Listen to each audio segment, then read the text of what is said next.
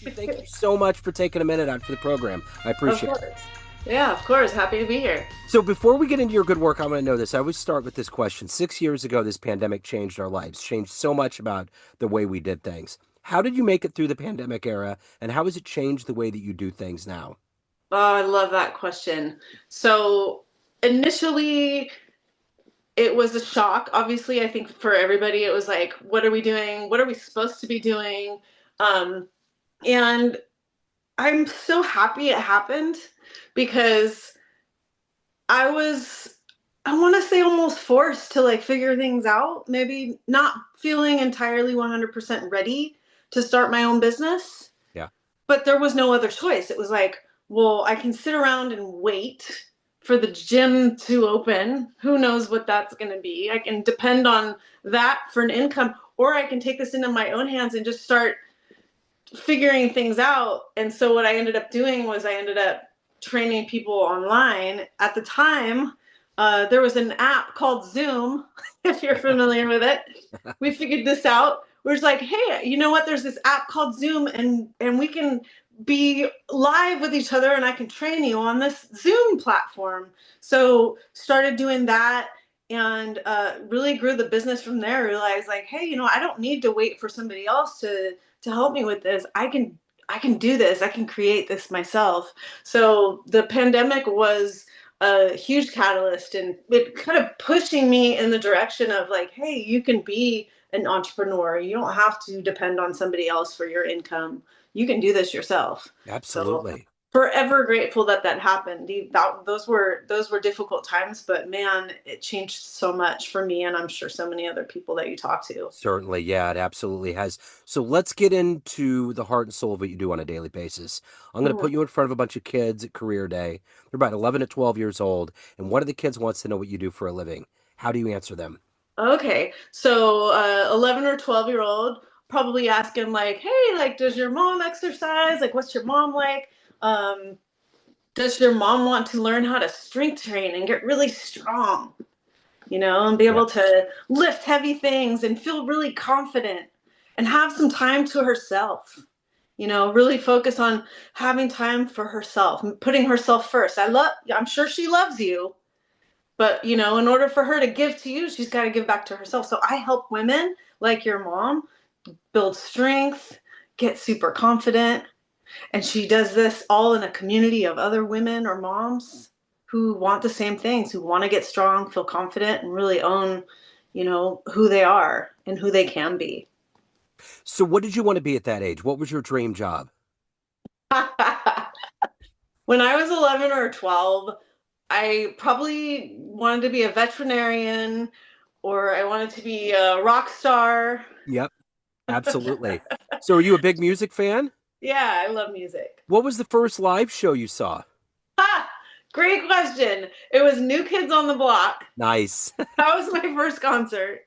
No, I love live music. I was just before we hopped on this call, I was watching the new Tiny Desk. I don't know if you watched Oh the yeah, yeah, the NPR NPR show. Tiny Desk, but Miguel just released one this morning, and I'm on my second watch. I love live music, so Okay. always been into music.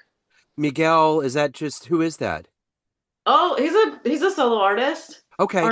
R&B artist. Gotcha. Okay. Because there's a guy in jazz. I have a jazz radio show. His name is Miguel Zenon, and he's from the San Mhm. Francisco Bay Area, and he's Oh, no kidding. incredible. He's a Okay. saxophonist. I've seen him come through Kansas City. He's amazing. He used to Oh, play with the cool. San Francisco Jazz Collective. They have Okay, cool. they pick themes every year, and it's like a power group. Anyway, I thought that that might be what you were talking about was him. Yeah, no, Yeah. different guy, but check Okay. him out.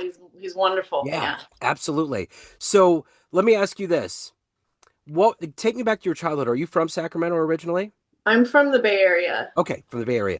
What were the seeds that were planted that made being, giving wanting to help people get to a mental clarity, physical fitness, getting to that next place? What were the seeds that allowed you to evolve into this profession? This was your calling. My own experience. Yeah. My own experience feeling like there were things that I wanted to do, but I didn't know how to do them, so I just wouldn't.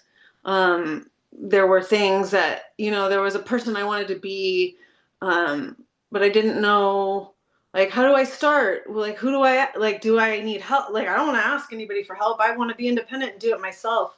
And so it took me finally asking someone for help to really, send me in that direction. And so I want to be that for other people.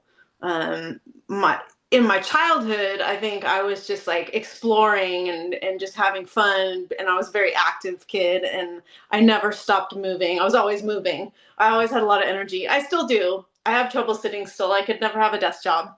Yeah. Um, um, but yeah, I think it took me like knowing that I wanted to do something different, um, independently of what everybody else was doing, something different, and just really finding the courage to finally ask for help.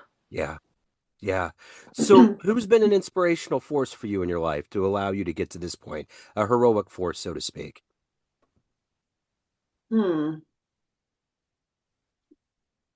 Wow, that's a tough question. That's a tough question. We've got a long pause here in the podcast. It's okay. It's okay. It's a lot of thought. Yeah. Yeah. I mean, I think I find inspiration mostly. Let's talk about a couple of people right now. Um, Someone that really inspires me is a man. His name is Colin O'Brady. Yeah.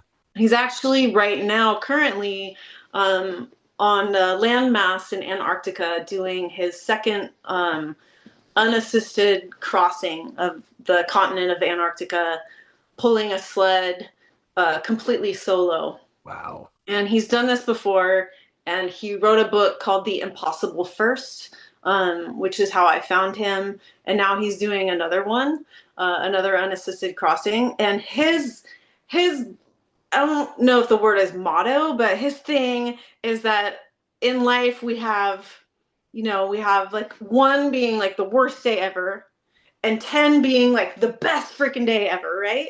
Yeah. And most people live in the like five or six, Yeah. like 4 or 5 or 6. So I'd ask you like, how was your day? And you're like, that's fine. Like it's a 4 or 5 or 6, right?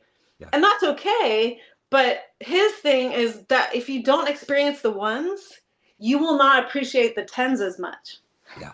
So really like putting yourself in like difficult positions, trying new things, doing scary things when you're not ready, it might be a one. But then when you experience the 10, how much how much beauty is in that? Yeah. Now that you've experienced the low lows, helps you experience the high highs in a much better way. Absolutely. So Yeah. taking chances, um, going inside. He's on the ice for months and months and months by himself, nobody around, right? So he is completely alone and forced to really like look inside himself. He's a huge inspiration for me. Yeah. So I was going to ask if you could meet anybody on the planet that might help you on your journey with what you're doing. Who would you love to meet and hang out with and talk to? Would it be him? Oh, I would love to meet him. Yeah. I would also love to meet Paul Rosalie. He's a naturalist who does work in the Amazon rainforest, Yeah. and is trying to preserve and save 130,000 acres of Amazon rainforest. Yeah.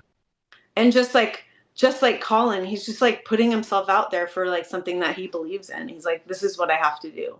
Yeah. And the bravery that comes with that is Yeah. just really inspirational. I would love to sit down and talk to him. So when you look back on the clients that you've been around throughout your career, Mm. what was one that you thought was gonna just fail, or it wasn't gonna work, or it wasn't gonna come through, but it did, and it changed you and it changed them? Did you have an epic moment like that with a client? Recently, Yeah? yeah, recently, and in fact, I just talked to her about it. So when I initially meet a client before I sign them, I have a phone call with them. Call it a discovery call. And really, I'm just trying to ask the right questions and understand, like, are we a good fit to work together? And are you fully committed to doing this? Because if I'm going to give you everything that I have, I need you to give me the same back, Yeah. right? Or this doesn't work. And she was hesitant about some things, not as hesitant about other things. She just wasn't 100%. But there was something about her. I was like, gosh, I feel like I want to help this person. I can't explain why. Just I'm gonna take a chance. We'll start with 3 months. If it really is not the right thing, we can part ways. And she has been one of the most committed, enthusiastic, like emotionally present clients I think I've ever had. Yeah. Wow. She's doing the work. She's honest with me. When she hasn't done the work on a weekend and things slip, she's honest about that. Because she knows that I'll be understanding because we're human. She's lost, I think, close to like 40 pounds now. She's gotten super strong. She messages me. She goes, "Hey, I saw this muscle on my shoulder I didn't know I had this morning. Like, so cool." So, yeah, I definitely trusted my intuition on that one. And I Yeah. realized that, a lot of times, if most of the time my intuition is right. Yeah. So I'm forever grateful that I decided to take a chance on her. I can't wait to see what happens next with her. So, as you mentioned, for you to put all of your energy into it, there's a Yeah. level of you that has to dive into the world of your client that can have some murky waters. What is it about you that protects yourself, but also gives your all to help change their lives? But you have to take care of your soul as well. What's that combined effort when the alarm clock goes off in the morning? Yeah, you know what? That's a learned experience. Creating Yeah. boundaries. Yeah. Was thinking about this last night actually. You have to create these boundaries. I learned this tool where before you step into a client session, or it can be before you go to the airport, like you can literally do this anywhere, is you create this bubble around yourself, this 360 bubble around yourself, right? And this is here to protect me, like I am protected in here. Like energy can come out, but your energy can not come through. Yeah. So to protect myself, I'm pretty confident if someone is doing something or saying something that I don't like. I don't concern myself with like how, if I state my opinion, how they'll feel about it. I always come from a place of love and kindness, and I know that in my heart. I know that is my intention always. So if it's received differently, that can be a conversation. Or if it's received in a negative way, maybe we're not meant to work together. Yeah. But my intention is always to lead with love, compassion, and kindness. And sometimes you have people you're working with that just aren't receiving that, and you can't take it personally, Yeah. right? The separation of me, of Melanie, and of my business has been one of the hardest learning experiences, right? If someone says like, "Oh, I don't want to work with you," to not take that personally. Yeah. That's not me. Yeah. That's not me. But that took me years to figure out. Yeah. So when you see, sometimes when we're in our careers, we're in the middle of doing it, life moves fast. But when that word retirement comes up in your head with all the flashing lights around it, what do you think about? Oh, I've thought about it. Yeah. Um, I would love to have a system created where I can coach people online from anywhere in the world, allowing myself to either travel around the world, live internationally, while still helping people, at a level that feels comfortable. Yeah. You know, not Yeah. not the grind. I'm not hustling. Yeah. Yeah. I find rest really important and productive, and to be able to retire, so to speak, in a beautiful place that's relaxing, around nature, but still be able to help people sounds really fulfilling in a retirement, space, I Yeah. guess. Yep, totally. So let me ask you this. If you had a dream tonight and you ran into the 18-year-old version of you, and you had a big book in your hands, and it was like a coffee table book, and it's the life that you've lived so far, and you handed it over, would that young version of you believe that this is the life that you've orchestrated? No, I think she's still trying to figure that out. I Yeah. think I know that I have to go back and talk to her sometimes, and we have conversations because she's worried and she's stressed and she's insecure and she feels like, oh, well, what's going to happen? And she's worried about tomorrow and she's worried about next week and she's worried about an hour from now. And I oftentimes remind her that she's okay, that we're okay. That's the advice ultimately from the old version to the younger version. It's going to be Yeah. okay. Yeah. Yeah, we're safe. We're okay now. Yeah. So, of everything that you've done, accomplished, overcome, and evolved to, what are you the proudest of? I am, what am I the proudest of? There's a lot of things I'm proud of. I'm proud that I've become a person that can create, that can be self-sustainable, independent, but also I'm proud of myself that I am somebody that is not afraid to ask for help when I need it, to be emotional, to not hide, to just be authentically myself 99.9% of the time. Yeah. um, yeah, yeah, I'm proud of that person. What's the greatest thing about living in Sacramento? Oh, the greatest thing about Sacramento is all of the things going on. There's so much stuff going on here. Yeah. Anytime you're not in a town where like there's nothing to do here. There's so much to do here. Whether it's in nature, we're very close to the foothills, Lake Tahoe, the Sierra Nevada mountains. You're an hour and a half away from the Bay Area. You can go to the ocean. But just here in Sacramento, there's always stuff going on. There's a lot of art. There's a lot of creativity. There's tons of live music and bands. There's makers, people creating products, jewelry, soap. There's just so much going on here.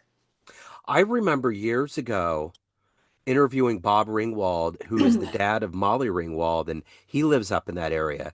And there was a Oh, pizza shop that he would go to, and he would always go to kind of like lower end things in Sacramento. I remember that, so it's mhm. interesting. I think there's a festival that he has, a big jazz festival that he's always sponsored up there in Sacramento. I'm So sure. I'm sure. There's so much going on here. yeah, Anything you want to do is here, especially as the weather starts to get nicer. There's, on a Saturday, if a friend called you up and said, "Hey, what do you want to do?" There's a list, probably a list of things that you could yeah, choose from, or you uh-huh. can do them all, or pick a couple of them. Yeah, for sure.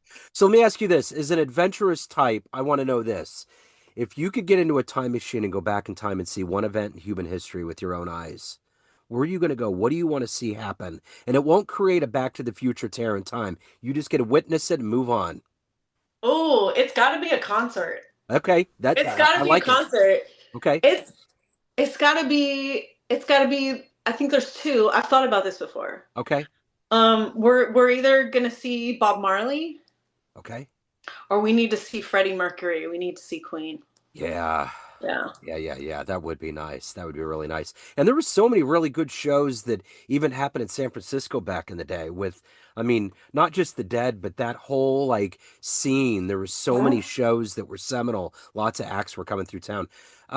So at the end of the day, everyone has a version of you or has an idea, perception of who they think you are. Family, friends, clients, everyone that knows you, but you run the show. What's your perception of you? Who do you think you are?